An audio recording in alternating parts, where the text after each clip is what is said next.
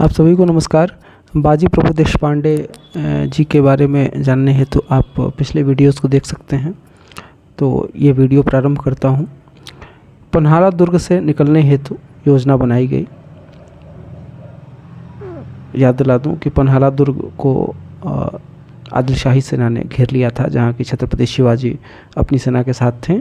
और चूँकि आदिल शाही सेना बहुत बड़ी थी, इसलिए उस घेरे को सामान्यतः तोड़ा नहीं जा सकता था या उसे पराजित नहीं किया जा सकता था।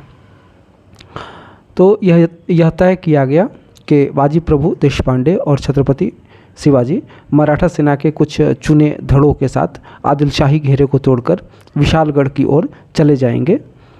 बीजापुरी सेना को उनके पीछे आने से रोकने हेतु शिवा नाई स्वयं को पकड़े जाने देंगे। इससे बीजापुर की सेना को लगेगा कि उन्होंने मराठा महाराज को पकड़ लिया है। 13 जुलाई 1960 गुरु थी।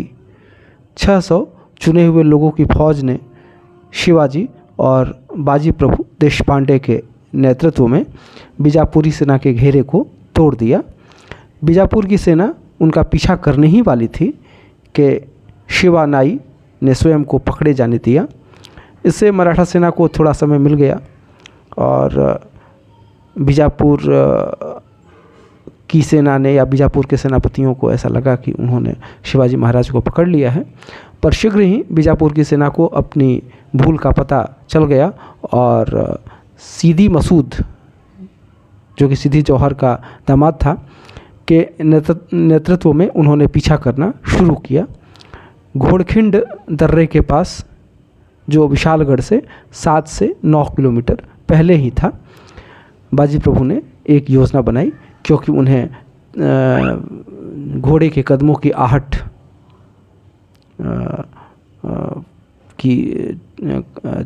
का पता चल गया था। तो 300 सैनिकों के साथ बाजी प्रभु वहीं रुक गए और उन्होंने छत्रपति को जाने दिया। छत्रपति अपने सेनापति को खोना नहीं चाहते थे और उन्होंने कहा कि मैं भी यहाँ रुक कर युद्ध करूँगा, लेकिन बाजी प्रभु देशपांडे बहुत ही समझदार थे। उन्होंने छत्रपति को जाने पर विवश किया। 300 की मराठा सेना ने दर्रे का रास्ता रोक लिया। इस स्थान को पवनखिंड भी कहा जाता है। एक एक मराठा सैनिक बलिदान होता गया, पर कईयों को मारकर, बीजापुर की सेना में कईयों को मारकर और लगभग उतनों को ही घायल कर बाजी प्रभु देशपांडे 2 तलवारों से लड़े और इस युद्ध को उन्होंने 15 घंटों तक खींचा, तब तक जब तक शिवाजी अपनी सेना के साथ विशालगढ़ के दुर्ग पहुंच नहीं गए। 4000 बीजापुरी सैनिक मारे गए।